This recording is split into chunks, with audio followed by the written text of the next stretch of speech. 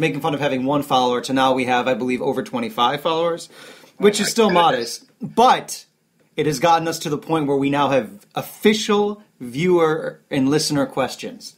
What are they viewing? Well, they're listening. I corrected myself. So this first question comes from Kristen Marie Veronica. And the question is, okay, this is probably an over-asked one, but why do guys always go for the bitch over the nice girl? So maybe that's something you can answer, David. Oh, why do guys go? Well, nice girl. By the way, I'm sitting here looking, and we've got 472 plays of this podcast. Yeah. Why are you looking at that when you should be answering a question? Because you were about numbers that you can't support, and I think that the people need to hear numbers. They want support. The answer...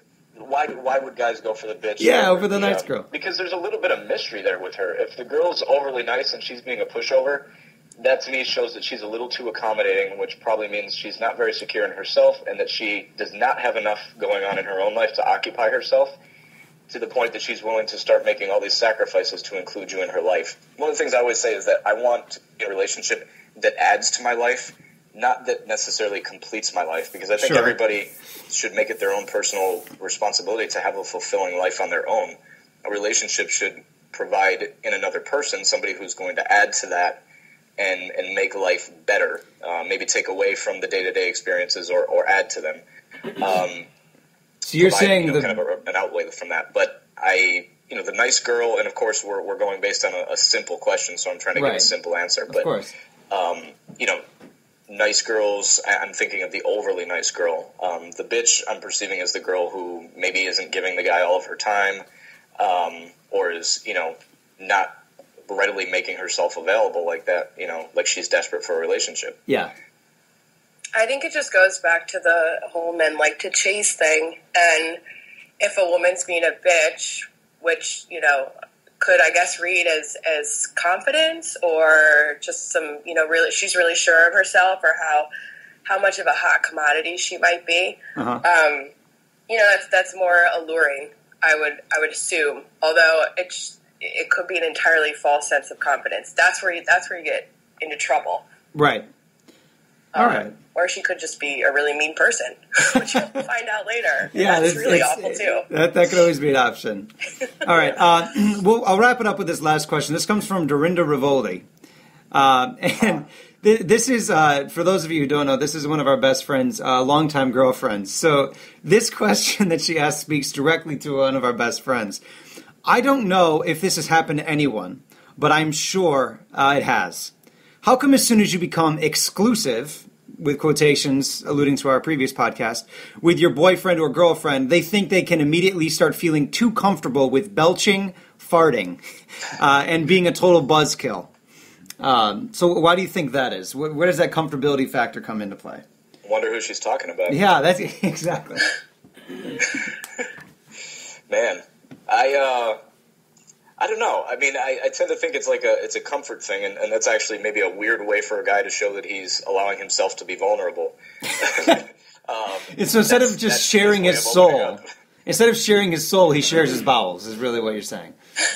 I'm basically going on the hypothetical of the question that was asked, because I like to think that, maybe I don't, dress myself as nicely when I'm, to the point of exclusive and everything like that. We'll kind of take a step back into the comfort zone, but I've really never been keen on farting really in front of my girlfriend or belching. I try to stifle those, but Right.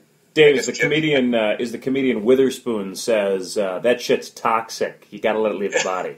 Yeah. I suppose you do. We don't want to run into that issue.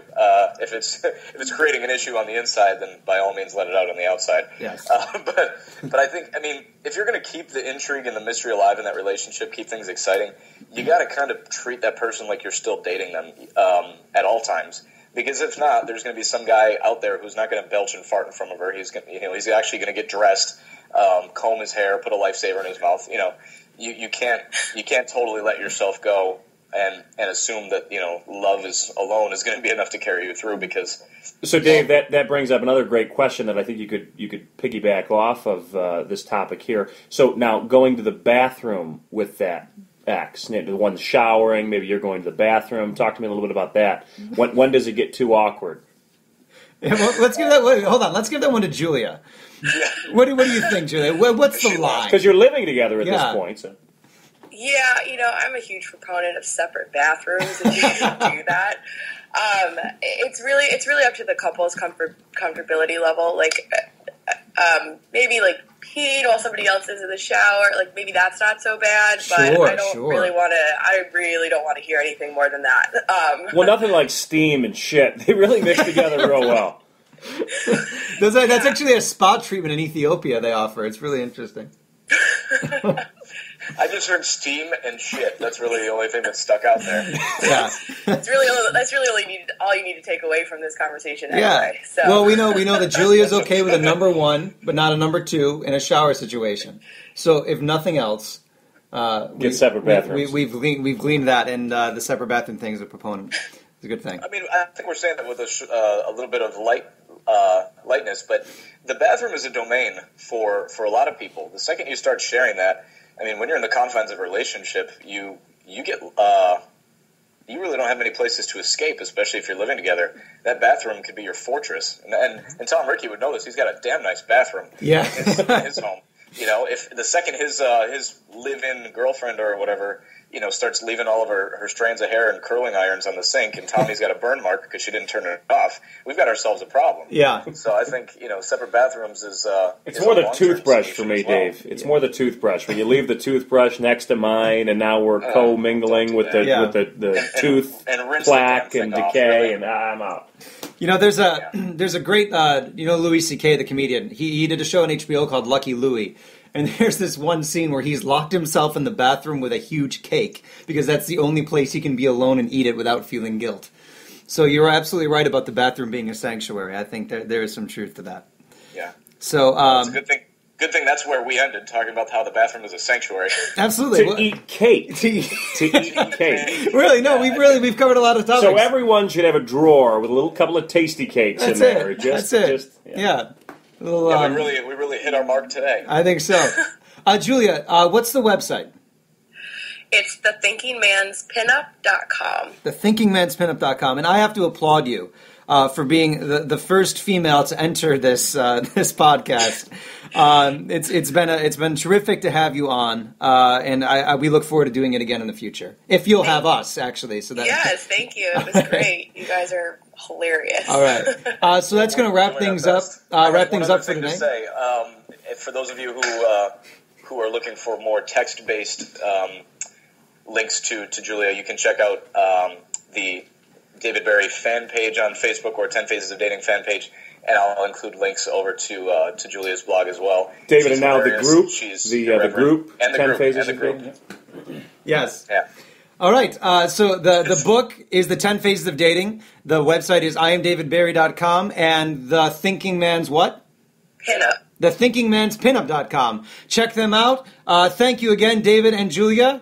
We will see you next week for a special Super Bowl edition of the I Am David Berry 10 Phases of Dating podcast. Until then, ladies and gentlemen, have a fantastic day.